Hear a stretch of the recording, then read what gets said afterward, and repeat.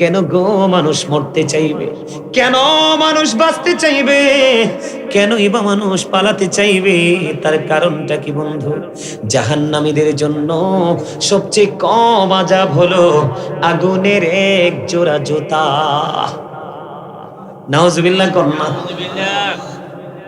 রে বিরাল্লা গ্রামের আমার ভাই, আমার বাবা, আমার মা, মা গো, আমার বোনদেরকে ডেকে ডেকে বলছি গো, তোমরা হৃদয় উজাড় করে শোনো, এই জাহান্নামের আগুন এই পৃথিবীর আগুনের মতো না রে।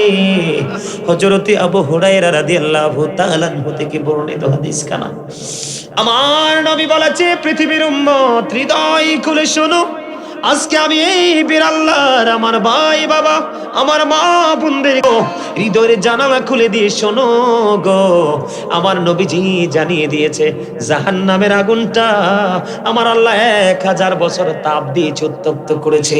লাল আমার আল্লাহ কই না না, এই আগুনে হবে না, যেই পরিমাণ অন্যায় বান্দাগুলো করবে, যেই পরিমাণ বান্দা অপরাধ বান্দাগুলো যেই পরিমাণ অপরাধ করবে, এই আগুনে হবে না রে, এই আগুনে হবে না। আমার আল্লাহ চিন্তা করলেন বন্ধু 1000 বছরের তাপে হবে না, আরো 1000 বছর তাপ দিলেন, আগুনের রং হয়ে গেল সাদা। আমার আল্লাহ আরো 1000 বছর তাপ দিলেন, আগুনের রং হয়ে গেল বন্ধু কালো। এক এক করে 3000 বছর উত্তপ্ত করে বন্ধু এই জাহান্নামের আগুন কি বরাদ্দ করে রাখছে রে, ওই আগুনের এক জোড়া জুতা তোমাকে পরাইয়া দিবে। ঈদের দিনে, বিয়ের দিনে, বড় কোনো ভোজের যখন আয়োজন করা হয়, ওই ভোজের আয়োজনের দিনে গরুর গোশত যেমনি পাতিলের মধ্যে উত্রানোর সময় মানুষ সেই শব্দ শুনতে পায়, তার চাইতে ভয়ঙ্কর রূপে তোমার মাথার মগজটা উতরাবে রে বন্ধু।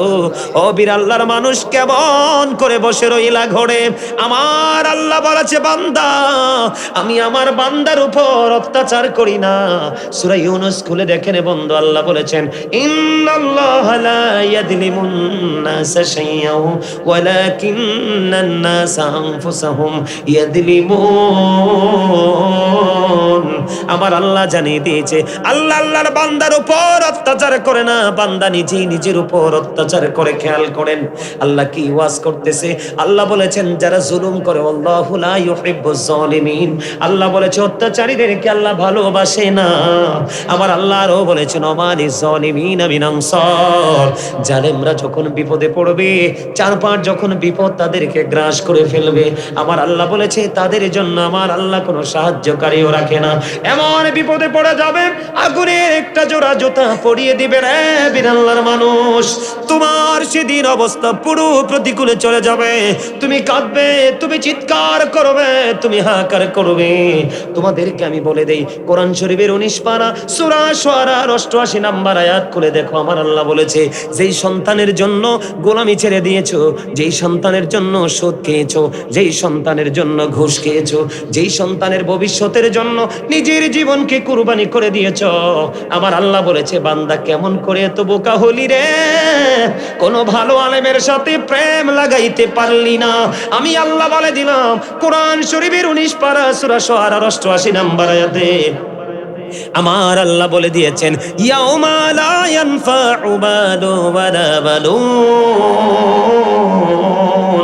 আমার আল্লাহ বলেছে, বান্দারে বিরাল্লার মানুষ, তোমার ধন সম্পদ সন্তান সন্ততি সেই দিন কোনো কাজে আসবে না। তাহলে তুমি কি করলা? তোমার কত বড় বিপদ তুমি ডেকে আনলা। এখানে শুধু ক্ষান্ত নয়, আমার আল্লাহ জানিয়ে দিয়েছে, আল্লাহ বলেছে, হাবিব আপনি উম্মতগুলোকে, আপনার উম্মতগুলোকে সাবধান করেন, তাদেরকে রেড সিগন্যালটা আপনি জানিয়ে দেন, তাদের অবস্থা কত ভয়ানক হবে। ও বন্ধু, জাহান্নামের আগুনে শুধু মানুষ পড়বে না, জাহান্নামে বন্ধু জাহান্নামীদের জন্য খাবারও ব্যবস্থা আছে। জোরে জোরে কন্যা নাউজুবিল্লাহ। এর মধ্যে ভয়ঙ্কর একটা খাবারের নাম পেলাম কোরআন খুঁজে, যেটার নাম হলো বন্ধু কাঁটা যুক্ত ফল জাক্কুম। নাউজুবিল্লাহ বলেন না। এই জাক্কুমটা যদি ওই বীর আল্লাহর জমিনে এই মুহূর্তে যদি একটা ফোঁটা পড়ে, একটা ফোঁটা জাক্কুম যদি পড়ে রে, তাৎক্ষণিকভাবে গোটা পৃথিবীর মাটি বিষাক্ত হয়ে যাবে রে। কিয়ামত পর্যন্ত এই পৃথিবীতে কোনো গবেষক সয়েল টেস্ট করে ফসল ফলানোর উপযোগী করতে পারবে না, একেবারে বিষাক্ত হয়ে যাবে। জাহান্নামীদের জন্য ওই ভয়ঙ্কর খাবারটা বরাদ্দ করা আছে জাহান্নামে। হুজুর আর কোন খাবারের খবর পেয়েছেন কি? হাদিস শরীফ খুলে দেখলাম রে, ওই জাহান্নামীদের জন্য আরেকটা খাবারের খবর পেয়ে গেলাম, এত বিষাক্ত এত ভয়ঙ্কর, যেটার নাম হলো বন্ধু তিনাতুল খাবাল। ইয়া রাসূলুল্লাহ, ইয়া হাবিবাল্লাহ, নবী গো, ও প্রাণের নবী, এই তিনাতুল খাবালটা কি গো নবী? জানতে বড় মনে চায় গো। আমার আপনার প্রাণী নবী জানিয়ে দিলেন, এই তিনাতুল খাবালটা হলো আরেকটা জাহান্নামের নিংড়ানো রক্ত, পুজ অথবা ঘাম। আওয়াজ তুলে তুলে বলুন না নাউজুবিল্লাহ। খাওয়া যাবে রক্ত, পুজ। মানুষের বাড়িতে যে মানুষের গায়ে যে বিষ ফোড়া হয় দেখছেন, ফোড়া হয় না, বড় বড় ফোড়া পাকে না, পাকার পরে যেই পুজটা পারো, এটার নাম হলো তিনাতুল খাবাল। আজকে তো একটু জায়গা পচে বন্ধু পুজ বের হলো, ঘৃণায় চোখগুলো ঘুরিয়ে নেই, কিন্তু কাল হাসুরের দিন জাহান্নামী পুরো পচে লিকুইড হয়ে যাবে, দুর্গন্ধ হয়ে যাবে। ওইটার একটা জাহান্নামীকে বন্ধু খাইতে দেয়া হবে। ওই যে বলেছি, আমার আল্লাহ বলেছে, ওমালিস জালিমিনা মিন আনসার, তোমরা জুলুম করছো, চিন্তা ভাবনা করে জুলুম করো। জালেমদের বিপদে যখন আসবে আমি আল্লাহ কোনো সাহায্যকারী রাখি নাই। আল্লাহ বলেছেন, লা ইয়ামুতু ফিহা ওয়ালা ইয়াহইয়া ওয়া মা হুম আনহা বিগাইবিন। আমার আল্লাহ বলেছেন, বন্ধু তুমি খাইতে হবে রে, বাঁচতেও পারবা না, মরতেও পারবা না, ওখান থেকে পালাইতেও পারবা না। আওয়াজ তুলে বলেন না আল্লাহু আকবার। শুধু এখানে একান্ত নয় হুজুর, আর কোন খাবার আছে নি? আরো খাবার আছে রে বীর আল্লাহর মানুষ। এই পৃথিবীতে তুমি গরম পানি ভালো না লাগলে খাও না, টিউবওয়েল থেকে এনে দিতে হয়, না না টিউবওয়েলের পানিও আমার তৃষ্ণা মিটবে না। সাপ্লাই থেকে পানি এনে দাও, তাও তোমার তৃষ্ণা মিটবে না। তোমাকে ফ্রিজিং করে দিতে হবে, আইস করে দিতে হবে, তাতেও তোমার তৃষ্ণা মিটে না। তুমি সর্বশেষে ভালো না লাগলে তুমি একটা আইসক্রিম কিনে খাও, শুধু ভিতরের প্রশান্তির জন্য। রে বীর আল্লাহর যুবক, আমি গাজী সুলাইমান তোমাদের শত্রু নই রে। আমি আজকে আলোচনার শিরোনাম দিয়েছি, ইয়া আইয়ুহাল্লাযীনা আমানু কু আনফুসাকুম ওয়া আহলিকুম নার। আমি আজকে ওয়াজের শিরোনাম দিয়েছি, আল্লাহ বলেছেন, ইমানদারেরা তুমি জাহান্নাম থেকে বাঁচো, তুমি তোমার পরিবারকেও জাহান্নাম থেকে বাঁচাও। আজকে আমি গাজী সুলাইমান তোমাদের কাছে এসেছি তোমাদেরকে দোজখ থেকে বাঁচানোর জন্য। তোমাদেরকে আমি খবরগুলো দিয়ে যাই, তোমাদেরকে আমি ইনস্ট্রাকশন দিয়ে যাই, তোমরা ডিসাইড করবে, তোমরা থিংকিং, তোমরা চিন্তা করবে রে, তোমরা কোনটা করবে, নেগেটিভ নাকি পজিটিভ। যদি পজিটিভ নাও তাহলে তোমাদেরকে অনেক বেশি ভাবতে হবে। আর যদি তোমরা বলো না না হুজুর আমি কোনো চিন্তা করব না, আমি যেমন করে চলছি তেমন করে চলবো, ভবিষ্যতে যা হবার হবে, তাহলে তোমার জন্য আমার কোনো উপদেশ নেই। উপদেশ হলে যারা চিন্তা করতে পারবে তাদের জন্য। তোমরা শুনে রাখো বন্ধু, পৃথিবীতে বিভিন্ন কোয়ালিটির পানি তুমি পান করতে পারো, যেই কোনো ভাবে তোমার তৃষ্ণা ফেরায়া মিটাইতে হবে। কিন্তু বন্ধু যদি তুমি জাহান্নামী হও, আমার নবী বলে দিয়েছেন, তোমার যখন কলিজা চিরে যাবে, আহা করবে, খা খা করবে, তোমার চিৎকার সেদিন কেউ শুনবে না। ও বন্ধু, আল্লাহ বলেছে, বান্দা শুনে রাখো, তোমরা যখন, আমি আল্লাহ তোমাদের উপর জুলুম করি না, তোমরা নিজেই নিজের উপর জুলুম করো। জুলুম করলে আমি আল্লাহ জানিয়ে দিলাম তোমাদেরকে ভালোবাসি না। তোমরা যদি বিপদে পড়ো, আমি তোমাদের জন্য কোনো সাহায্যকারীও রাখি নাই। তোমরা সিদ্ধান্ত করো কি করবা। যখন পানির তৃষ্ণা লাগবে তুমি পাগল হয়ে যাবে। ওই যে আবারও বলছি, তুমি যতই পাগল হও, বাঁচার সুযোগ নাই, মরার সুযোগ নাই, পালাবার সুযোগ নাই। তোমার জন্য উত্তপ্ত গরম পানি বরাদ্দ আছে। আগুনের বর্ণনা কিন্তু একটু আগে সংক্ষিপ্ত একটা হাদিস দিয়ে দিয়েছি। এই পানিটা মাথার বন্ধু জাহান্নামীদের মাথায় ঢেলে দিবে। মাথায় ঢেলে দিতে দেরি রে, পেটের মধ্যে ঢুকে যাবে বন্ধু। হাদিস শরীফের মধ্যে এসেছে, আপনার আমার প্রাণী নবী বলে দিয়েছেন, দুই রানের মধ্যখানে দিয়ে বন্ধু আমার মা চাচি জেঠিরা পায়েস রান্না করে কি করে না? হালুয়া রুটি আমরা খাই কি খাই না? হালুয়া রুটি রান্না হয় প্রায় সময় বন্ধু বাঙালির ঘরে একটা ঐতিহ্য খাবার, ঠিক কিনা বলেন? প্রায় সময় আটা দিয়ে ময়দা দিয়ে হালুয়া রুটি করা হয়, হয় কি হয় না? এই হালুয়াটা বন্ধু যেমন লিকুইড হয়, অথবা আপনারা জুস খান কিনা, প্রাণ জুস, বিভিন্ন ম্যাঙ্গো জুস খান কিনা, ফ্রুটিকা খান কিনা, এটা যেমন লিকুইড হয়, গরম পানি মাথায় দিতে দেরি, পেটে ঢুকতে দেরি হবে না। ওই লিকুইড জাতীয় খাবারের মতো 2 রানের মধ্যখান দিয়ে গলে গলে পচে পচে বের হতে থাকবে, আর তুমি চিৎকার করতে থাকবে। তবে সমষ্টিগত জাহান্নামের কথা বললাম, কিন্তু জাহান্নামের কর্মের উপর কিন্তু সাজাটা আলাদা আলাদা হবে। যেমন আমি আপনাদেরকে যদি এক্সাম্পল দেই, আমার বাংলাদেশের নারী পুরুষ মানুষকে নিয়ে গীবত করতে বেশি পছন্দ করে, কথা কন না কেন? এক্সাম্পল দেই বন্ধু, যেই পুরুষগুলো দোকান চাটা এগুলো বেশি গীবত করে, যেই মহিলাগুলো ঘরে থাকতে পছন্দ করে না, এই ঘর থেকে ওই ঘরে যেতে বেশি পছন্দ করে, ওই মহিলাদের যাওয়া আসার কারণই হলো গীবত করা। আমি কারো শত্রুতা নিয়ে বন্ধু বলছি না, বাস্তবতা বলছি। আপনারা যেমন একটা সমাজে আছেন, আমিও তেমন একটা সমাজে আছি, আমি এটা দেখে দেখে অভ্যস্ত হয়েছি। এই জন্য বলি, ওই যে আমি ছোট্ট করে এক্সাম্পল দিচ্ছি, কেমন এক্সাম্পল? এক একটা পাপের এক একটা সাজা। আমার নবী একদিন সাহাবায়ে কেরামদেরকে নিয়ে একটি জায়গায় বন্ধু দাঁড়ালেন, খেয়াল করেন, বিরক্ত হন না, এগুলোর দরকার আছে না নাই? আমার নবী সাহাবায়ে কেরামদেরকে নিয়ে একটা জায়গায় দাঁড়ালেন, হঠাৎ করে বিকট একটা দুর্গন্ধ আসলো, যেই দুর্গন্ধ পৃথিবীর মানুষ কোনোদিন পায়নি। এমন একটা দুর্গন্ধ যখন আসলো, আমার নবীজি সাহাবায়ে কেরামদেরকে ডেকে ডেকে বললেন, সাহাবীরা রে, তোমরা কি বলতে পারো এই দুর্গন্ধটা কোত্থেকে আসলো? এবার সাহাবীরা ডেকে ডেকে বলে, ইয়া রাসূলুল্লাহ, ইয়া হাবিবাল্লাহ, নবী গো, এই দুর্গন্ধটা কোত্থেকে এসেছে এটা আল্লাহ এবং আল্লাহর হাবিব ভালো জানে।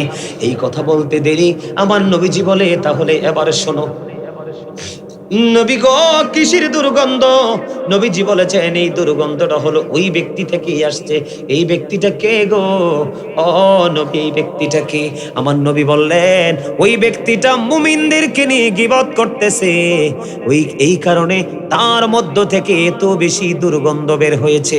এই দুর্গন্ধটা বাতাসের সাথে এসে আমাদের নাকে লাগছে। জোরে জোরে কন্যা নাউজুবিল্লাহ। গীবত হলো মরা ভাইয়ের গোশত খাওয়ার সমান। আমি আপনাদেরকে বলি, ইতিপূর্বে শুনছেন কিনা জানি না, আপনার আমার প্রাণে নবী বলেছেন, যে পৃথিবীর বুকে যাকে নিয়ে গীবত করবে, সমালোচনা করবে, নবীজি বলেছেন ওই ব্যক্তির নিকটবর্তী করা হবে কাল হাসরের দিনে। নিকটবর্তী যখন হবে, হওয়ার পরে বলবে, তুমি তো এতদিন দুনিয়ায় তারা কি করেছো? জিন্দা মরা বাইর গোশত খেয়েছো, এখনো তুমি তার গোশতটা খেতে থাকো। বন্ধু, গীবতের সাজাটা দেখেন। আমার নবী বলেছে, আমার আল্লাহর ওয়াদার অপেক্ষা করার কোনো সুযোগ নাই। সে মুখটাকে ভেঙচাবে আর কামড়ে কামড়ে চিবিয়ে চিবিয়ে চিবিয়ে চিবিয়ে মানুষের গোশত খাবে। এইটা হলো বন্ধু গীবত করনেওয়ালার সাজা। জোরে জোরে কন্যা নাউজুবিল্লাহ, আরো জোরে বলেন না নাউজুবিল্লাহ। এবার আসেন, মোবাইল আছে নিয়ে একটা দিতে পারবেন না আমারে?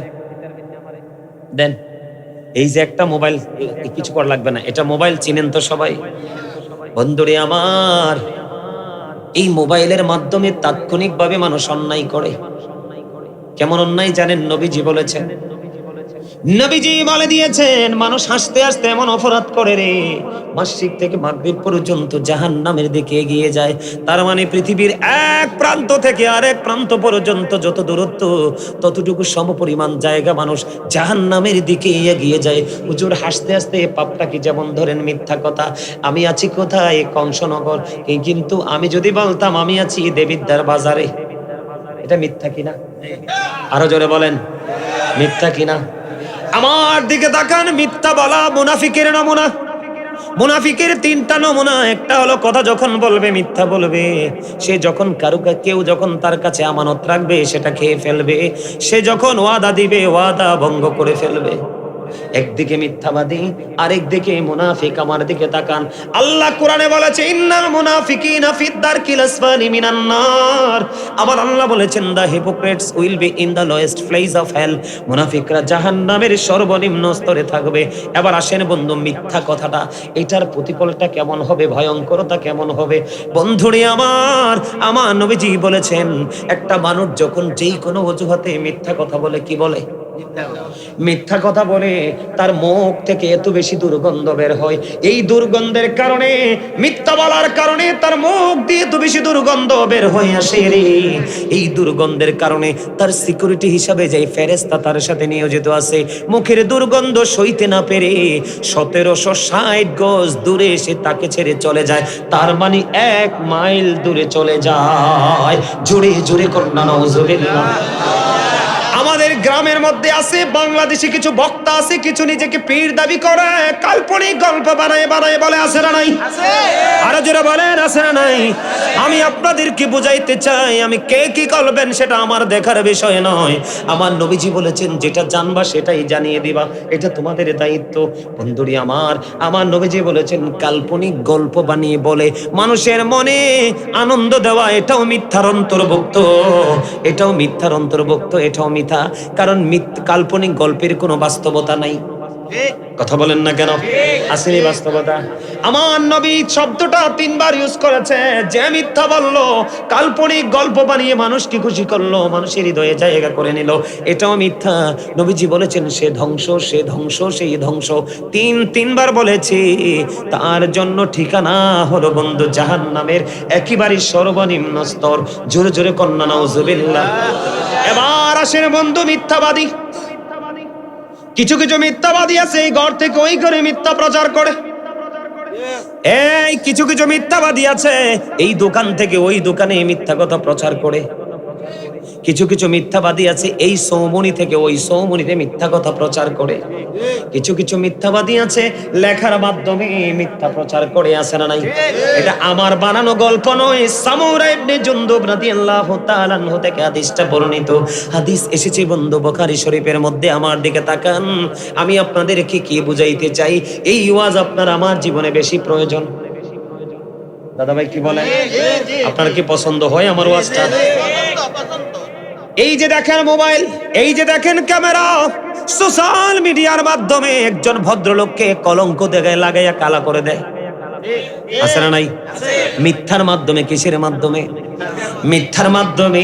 আপনারা আমার দিকে তাকান, কেউ সকাল থেকে বিকেল পর্যন্ত, কেউ 1 জুমা থেকে আরেক জুমা পর্যন্ত, কেউ 1 মাস থেকে আরেক মাস পর্যন্ত, কেউ এই বছর থেকে ওই বছর পর্যন্ত কন্টিনিউয়াসলি মিথ্যা চড়াইতে থাকে। মিথ্যাবাদীর সাজাটা কেমন দেখেন। আমার দিকে তাকান, খেয়াল করেন। আমার নবীজি একদিন কি করলেন, সাহাবীদেরকে বললেন, বুখারীতে এসেছে হাদিসটা, সাহাবীরা রে, তোমাদের মধ্যে এমন কি কেউ আছো রে স্বপ্ন দেখেছো? সাহাবীরা বললেন না গো না নবী, আমরা কোনো স্বপ্ন দেখিনি। এবার আমার নবী বললেন আমি একটা স্বপ্ন দেখেছি, তোমরা শুনবে কি? ইয়া রাসূলুল্লাহ শুনবো গো। অনেক লম্বা হাদিসটা, তবে মিথ্যা নিয়ে যেহেতু বলছি একটুখানি বলি। চাচা ভালো লাগেনি? এবার কি করলেন, আমার দিকে তাকান। নবীজিকে 2 জন ফেরেশতা আসলেন, ইয়া রাসূলুল্লাহ চলেন আপনাকে নিয়ে ভ্রমণ করব। নবীজি ভ্রমণে বের হলেন, অনেকগুলো ভয়ঙ্কর দৃশ্য তিনি দেখতে পাইলেন। এর মধ্যে একটা দৃশ্য দেখতে পাইলেন, আমার দিকে তাকান। একটা লোক বন্ধু এমনি গদির মধ্যে চিত হয়ে হেলান দিয়ে শুয়ে আছে, আর দেখেন আরেকজন লোহার শক্ত চিরুনি দিয়ে একদিক দিয়ে তার চামড়াটা তুলে ফেলছে, আরেক দিক দিয়ে বন্ধু জোড়া লাগতেছে। একদিক দিয়ে তারা চামড়াটা ছেলতেছে, আর একদিক দিয়ে জোড়া লাগতেছে। এমনি করে করে করে বন্ধু এই থেকে এই পর্যন্ত চামড়া খালি তুলতেছে আর জোড়া লাগতেছে। নবীজি বলল, ও আমার সঙ্গীরা তোমরা বলো রে, এই মানুষটার এই সাজাটা কন্টিনিউ জীবিত অবস্থায় কেন এই সাজাটা চলতেছে? নবী গো, এটা হলো শ্রেষ্ঠ মিথ্যাবাদী। এটা সকালে ঘুম থেকে উঠে এমন ভাবে মিথ্যা প্রচার করত। বন্ধু এখন বাংলাদেশে মিথ্যা সংবাদ পাঠক পাঠিকা আছে না নাই? পত্রিকার কলম লেখার কলম লেখার মতো আছে না নাই? এই বাড়ি থেকে ওই বাড়ি মিথ্যা প্রচার করার আছে না নাই? প্রপাগান্ডা ছড়ানোর মতো আছে না নাই? এই মিথ্যা থেকে সমাজের ঘরের বাড়ির বন্ধু সুখ নষ্ট হয়ে যায়। আল্লাহ বলেছেন ইভেন খুনাখুনি পর্যন্ত হয়। আল্লাহ বলেছেন অল ফিতনাতু আসাদ্দু মিনাল কদ। সমাজের মধ্যে জাতির মধ্যে মিথ্যার মাধ্যমে ও বন্ধু গীবতের মাধ্যমে যে কোনো মাধ্যম অস্থিতিশীল পরিবেশ তৈরি করা, এটা হত্যার চেয়ে বড় জঘন্য অপরাধ। জোরে জোরে কন্যা নাউজুবিল্লাহ, আরো জোরে বলেন না নাউজুবিল্লাহ। আমার ওয়াজটা বুঝতে পারতেছেন না আপনারা? পারেন? এবার আপনাদের এই বিড়াল্লাতে কেউ সুদ খায়নি? আছে? আছে? আমি আপনাদেরকে বলি, আমার নবীর ওই হাদিস মনে পড়ে গেল। আমার নবী বলেছেন কিয়ামতের আগে ঘরে ঘরে মানুষ সুদ খাইবে। কেউ যদি চায় আমি সুদ খাইব না, সুদের বাতাস পর্যন্ত তার গায়ে লাগবে, কারণ সুদখোরের সংখ্যা বেড়ে যাবে।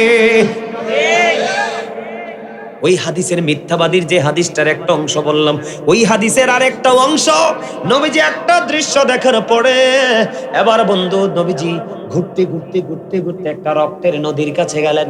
রক্তের নদীর কাছে গিয়ে দেখলেন, ও বন্ধু, একটা লোক রক্তের নদীতে সাঁতার কেটে কেটে কেটে কেটে পাড়ে আসতে চায়, কিন্তু তিনি কোনোভাবেই বন্ধু পাড়ে আসতে পারে না।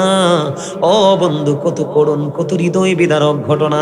হাজার চেষ্টা করেও সে কুলে আসতে পারে না। একজন বড় বড় পাথর নিয়ে কুলের মধ্যে দাঁড়িয়ে আছে। কুলে আসতে চাইলে পাথর মারে, কুলে আসতে চাইলে পাথর মারে। আপনারা বলেন, নির্দিষ্ট সময়ের পরে রক্তের কি গন্ধ কয় না সুঘ্রাণ কয়? আরো জোরে কন্যা। এবার এই লোকটা রক্তের নদী থেকে পাড়ে আসতে চায়, কুলে আসতে চায়, কুলে আসতে পারে না, কুলে আসতে পারে না। পাথর মেরে মেরে তাকে বিতাড়িত করা হয়।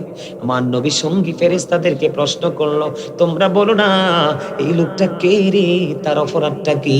এবার ওই ফেরেশতারা ডাক দিয়ে বললেন, নবী গো, ও প্রাণের নবী, এই লোকটাকে আল্লাহ রক্তের নদীর মধ্যে কন্টিনিউয়াসলি রেখে দিয়েছে। তার কারণ হলো সে পৃথিবীতে সুদ খাইছে। এখন আমার আপনার প্রশ্ন হতে পারে, সুদখোরকে কেন রক্তের নদীতে নিমজ্জিত করে দেওয়া হলো? এটার কারণ হলো বন্ধু, আমি আপনাদেরকে বলি, আমরা টাকা যদি ইনকাম না করি বাজার করতে পারবো না, বাজার যদি না করি রান্না হবে না, রান্না যদি না হয় খেতে পারবো না, খেতে যদি না পারি শরীরে কোনো রক্ত উৎপাদন হবে না। আপনাদেরকে বোঝাই, টাকা যদি হারাম হয় আপনার বডির রক্তটাও বন্ধু হারাম। আপনি তো সুদ খাইলেন না, অসহায় দুস্থ গরিব মানুষের রক্তগুলো আপনি চুষে নিয়ে আসলেন। আপনি এই সুদের টাকার সুগে কত মা হার্ট অ্যাটাক করে মারা যায়। এই সুদখোরের তাণ্ডবে কত বাবা বন্ধু বাড়ি ছাড়া হয়ে যায় রে, বিটে ছাড়া হয়ে যায়। এদিক দিয়ে গরিবের শরীর শুকায় টেনশনে, খাবারের অভাবে, টাকার সুগে। আর সুদখোর শুধু মোটা হতে থাকে রে। এই মোটা শরীর সুদখোরের জন্য সবচেয়ে বড় অভিশাপ। জোরে কন নাউজুবিল্লাহ। শুধু এখানে ক্ষান্ত নয়, আমার কথা আপনারা কি রাগ হন? যদি কেউ সুদ খেয়েও থাকেন আজকের পরে ছেড়ে দিবেন, আমি অনুরোধ করে যাব। বন্ধু আমার নবীজি মেরাজে গেলেন, এটা মেরাজের চাঁদ। নবীজি যখন মেরাজে গেলেন, যাওয়ার পরে এদিক তাকান, এক একটা মানুষের পেট এক একটা ঘরের মতো বড় বড়। জিব্রাইলকে আমার নবী বললেন, জিব্রাইল বলে দাও না এই বড় বড় পেটওয়ালা মানুষগুলো এরা কারা রে? এবার জিব্রাইল ডেকে ডেকে বলেন, ইয়া রাসূলুল্লাহ, ইয়া হাবিবাল্লাহ, নবী গো, এরা দুনিয়ার সুদখোর। আমার নবী একটা ডাক দিয়ে বললেন, জিব্রাইল, আমি নবী তার ওই পেটটার দিকে নজর দিয়ে চাইয়া দেখলাম রে, তার পেটটার মধ্যে শুধু সাপ আর বিচ্ছু দেখা যায়। জোরে জোরে কন্যা নাউজুবিল্লাহ, আরো জোরে বলেন না নাউজুবিল্লাহ। এই দোষগুলো আমাদের মধ্যে আছে না নাই? কেউ যদি 10 টাকা দিয়া জামা বানায়, কয় টাকা? 10 টাকা দিয়া যদি একটা জামা কিনে বন্ধু, 9টা টাকা হালাল, 1টা টাকা সুদের। নবী কইছে এই জামা পরে কিয়ামত পর্যন্ত নামাজ পড়তে পারবা, নামাজ আল্লাহ পর্যন্ত পৌঁছাবে না। কারণ আমার নবীজি বলেছেন, লা তুকবালু সালাতুম বিগাইরি তুহুর ওয়ালা সাদাকাতুম মিন গলল। আমার নবীজি বলেছেন, পবিত্রতা ছাড়া ইবাদত কবুল হয় না, হালাল টাকা ছাড়া দানও আমার আল্লাহ কবুল করে না। যাবেন কই? নবীজি বলেছেন, যিনি সুদ খায়, যিনি সুদ দেয়, যিনি সুদের সহযোগিতা করে, যিনি সুদের স্ট্যাম্প লেখে, যিনি সুদের টাকা কালেক্ট করে, যিনি বন্ধু সুদের টাকা বিনিয়োগ করে, আমার নবী বললেন সব শ্রেণীর মানুষের সাজা এক হবে, 19-20 করা হবে না। হুজুর কেন গো? মানুষ অপরাধ করে যদি প্রশ্রয় না পায় অপরাধ করে না। আল্লাহর হাবিব বলে দিয়েছেন, আমার দিকে তাকান, আপনার আমার প্রাণের নবী সরকার মদিনা,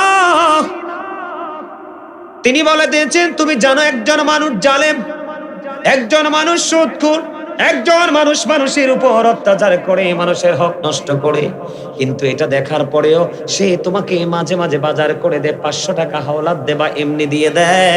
নবীজি বলেছেন, অপরাধী জানার পরেও তুমি তাকে সমর্থন করে তুমি তার থেকে সুবিধা নিয়েছো। তুমি সুবিধা নিতে দেরি রে, তুমি মুসলমান থেকে খারিজ হইতে দেরি হও না। আওয়াজ তুলে কন্যা নাউজুবিল্লাহ। সুদ খাইবেন নি, গীবত করবেন নি, মিথ্যা কথা বলবেন নি, অন্যায়গুলো আমাদের মধ্যে আছে না নাই? আরো জোরে বলেন, আছে না নাই? আপনাদের বিড়াল্লার যুবকেরা মা বাবারে কষ্ট দেয়নি? মা বাবারে কষ্ট দেয়? আছে আছে আছে, হয়তো কম, হয়তোবা নাও থাকতে পারে। আপনাদের বিড়াল্লার মানুষ আসেনি, ছেলেরা মা বাবাকে কষ্ট দেয়? যদি না দেয় তো ভালো কথা, যদি দিয়ে থাকে তাহলে তাদের জন্য একটু ওয়াজ করার দরকার আছে না নাই? আর যেমন আছে না নাই? এলাকায় এলাকায় এলাকা এলাকায় মা বাবার কষ্ট দেখলে নিজের চোখের পানি ঝরে পড়ে। এই যদি হয় মা বাবার শেষ পরিণতি, তুলে সন্তানের কি দরকার? কত বাবা মা বৃদ্ধাশ্রমে, অথচ ছেলেরা বড় বড় অফিসার।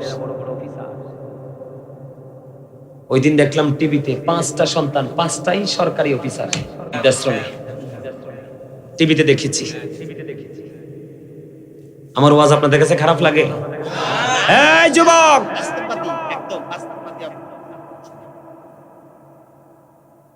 আল্লাহ রাসূল বলেছেন, paradise of the child under the feet of the mothers. মায়ের পায়ের নিচে সন্তানের জান্নাত। জোরে কন্যা সুবহানাল্লাহ। Paradise of the child under the feet of the mother. মায়ের পায়ের নিচে সন্তানের জান্নাত। এই জন্য আমি আপনাদেরকে বলবো, যুবকদেরকে বলবো, we should Obi our parents. আমাদের প্রত্যেকের উচিত আমাদের পিতামাতাকে মান্য করা, কারণ মা বাবাকে ভালোবাসা ফরজ, তাদেরকে কষ্ট দেওয়া হারাম। আর আব্বা আম্মা যারা, আপনাদেরকেও বলছি, সন্তান বড় হইলে বড় হইছে মনে করে ছেড়ে দিবেন না। Every parent should take care their children very carefully. প্রত্যেকটা পিতামাতার উচিত তার সন্তানের দায়িত্ব যত্ন সহকারে পালন করা। ঠিক না বেঠিক? করেছেন? করেননি তো? সন্তান অমানুষ হবে না তো ভালো মানুষ হবে কি করে? কারণ আপনি কাদামাটিটাকে যেমন করে গড়ে তুলবেন, সেই কাদামাটিটা শক্ত তেমনই হবে। আপনার সন্তান তো আপনার কাছে একদম সফট কাদামাটি। আপনি তো আপনার কাদামাটিকে আপনি কি করেন নাই, এটাকে কারুকার্য দ্বারা রূপান্তরিত করেন নাই। এই জন্য আপনার সন্তান পথভ্রষ্ট হয়ে গেছে। আপনি কি জানেন বাবা হিসাবে আপনার দায়িত্ব কি? বলবো একটু? রাসূল বলেছেন, আদিবু আওলাদাকুম আলা সালাতি খিসালিন হুব্বি নবিকুম ওয়া হুব্বি আহলি বাইতিহি ওয়া আলা কিরাতিল কুরআন। রাসূল বলেছেন, teach the love of the prophet, teach family love, learn to recite the holy Quran. নবীজি বলেছেন, হুব্বি নবিকুম, teach the love of the prophet. তোমরা তোমাদের সন্তানদেরকে নবীর প্রেম শিখাও, কারণ নবীর প্রেমের মধ্যে সকল শিক্ষা, সকল সমাধান। সেকেন্ড টাইম নবীজি বলেছেন, হুব্বি আহলি বাইতিহি, টিচ ফ্যামিলি লাভ। নবীর পরিবারের সম্পর্কে তুমি বাচ্চাকে কি দাও? টিচিং দাও, শিক্ষা দাও। এরপরে নবীজি বলেছেন, আলা কিরাতিল কুরআন, learn to recite the Quran. তোমার সন্তানকে কোরআন তেলাওয়াত শেখাও, কারণ Allah is all in all, follow his law and light for eternal success. আল্লাহু আকবার। আরো জোরে বলেন আল্লাহু আকবার। মারে কষ্ট দেন। আমি আজকে আবার বাবাকে নিয়ে শুরু করব। এখনকার ছেলেরা বাবাকে অমূল্যায়ন করে না। আমার নবীর কাছে একজন এসে প্রশ্ন করলেন, ইয়া রাসূলুল্লাহ, ইয়া হাবিবাল্লাহ, নবী গো, ও প্রাণের নবী, যুবক তোমরা খেয়াল করে শোনো, তুমিও একদিন বাবা হবে রে। যেদিন বাবা হওয়ার পরে সন্তানের আঘাত পাইবা, সেদিন বুঝবা তোমার আঘাত বাবার কলিজায় কেমন করে তীরের মতো লাগছে। আমার নবীজির কাছে একজন এসে প্রশ্ন করলো, ইয়া রাসূলুল্লাহ, আমার বাবা আমার উপার্জিত সম্পদ নিজের মতো করে খরচ করতে চায়। খেয়াল করেন, সন্তান আরজি নিয়ে গেছে কার কাছে? অভিযোগ নিয়ে গেছে রাসূলের কাছে। নবী গো, আমার উপার্জিত অর্থগুলো বাবা নিজের মতো খরচ করতে চায় গো নবী, আমি কি করব? আমার নবী আবার একটা ডাক দিয়ে বললেন, শুধু তোমার উপার্জিত অর্থ নয়, তুমি নিজেও তোমার বাবার সম্পদ। জি তো বলতে পারলেন না? বাবা আমার ওয়াজের পক্ষে নাই আপনারা, না তো জিটা ভালো করে বললেন না। কি মজার কথা খেয়াল করছেন না? তুমি গেছো আমার টাকা খরচ করে আমার বাবা, আমার নবী কয় তোমার টাকা না, শুধু তুমিও তোমার বাবার সম্পদ। বাবা তোমাকে যেমনি মন চায় এমনি নাচাবে, না শব্দ ইউজ করতে পারবা না। এটার নাম হলো বাবা। আমার নবী বলেছেন, যেই সন্তানের প্রতি বাবা বাধ্য, বাবা নারাজ, ও বীর আল্লাহর যুবকেরা শুনে রেখো, তোমার বাবা যদি তোমার উপর নারাজ হয়, আমার নবীজি বলেছে আমার আল্লাহ তোমার উপর নারাজ। তুমি দরখাস্ত দিতে পারবা, চিঠি লিখতে পারবা, জীবনের শুরু থেকে শেষ পর্যন্ত একটা চিঠির জবাবও আমার আল্লাহ দিবে না। আমার আল্লাহ তোমার চিঠির জবাব দিতে প্রস্তুত নয়। আল্লাহ কেন প্রস্তুত নয়? আল্লাহ রোমিও বাণী লৌহে মাহফুজের কোরআন, যেটাকে বলা হয় দা হোলি কোরআন। আল্লাহ কয় বান্দা, আমার ওই কোরআন, এই কোরআন আমি আল্লাহর জবান, আমি আল্লাহর কথা। তোমরা তোমাদের বাবা মার মর্যাদা কত বেশি রে, ওই কোরআনের দিকে চোখ মেলে তাকিয়ে দেখো। আমার আল্লাহ বলেছেন, ওয়াবুদুল্লাহ ওয়ালা তুশরিকু বিহি শাইয়্যান ওয়া বিল ওয়ালিদাইনি ইহসানা। তোমরা আল্লাহর ইবাদত করো, আল্লাহর সাথে কাউকে শরীক করিও না, কোনো কিছুকে শরীক করিও না। ও বিল ওয়ালিদাইনি ইহসানা, মা বাবাকে ভালোবাসতেই থাকো। এজন্য আমি একটা কবিতা লিখছি, বলবো? এটা লিখেছি ইংলিশে। I love my country, I love my land, I love my mother father's, I love my friends. মারহাবা কর না কেন? আমি আমার দেশকে ভালোবাসি। I love my country and countries people. আমি দেশকে ভালোবাসি, দেশের মানুষকে ভালোবাসি, কারণ আমি তোমার, তুমি আমার। কথা বলে না কেন? কথা কর না? বিদেশি যদি একটা, আপনার কাছে ভালো লাগতেছে? আলহামদুলিল্লাহ, আলহামদুলিল্লাহ। আপনি দেখেন, আমার দেশের একটা ছেলে যখন বিদেশের কোন দেশে মারা যায়, দেখবেন সারা দেশের মানুষের চোখ দুটো অস্ত্রসিক্ত হয়ে যায়। আল্লাহ গো, আল্লাহ, আমার দেশটা গরিব বলে আমার দেশের ছেলে পরিশ্রম করতে গেছে, তাই বলে কি নির্যাতিত হয়ে, নিপীড়িত হয়ে মারা যেতে হবে? এটা কিন্তু কোনো মুসলমানই মেনে নেয়। আপনার একটা দিকে যেই দলই করুক, কিন্তু দলমত নির্বিশেষে নিজের দেশের মানুষ যখন বিদেশে লাঞ্ছিত হয়, সমস্ত বাংলাদেশের মানুষের হৃদয় রক্তক্ষরণ হয় কি হয় না? হয় কি হয় না? এই জন্য আমি বলেছি, I love my country, I love my land, I love my mother father's, I love my friends.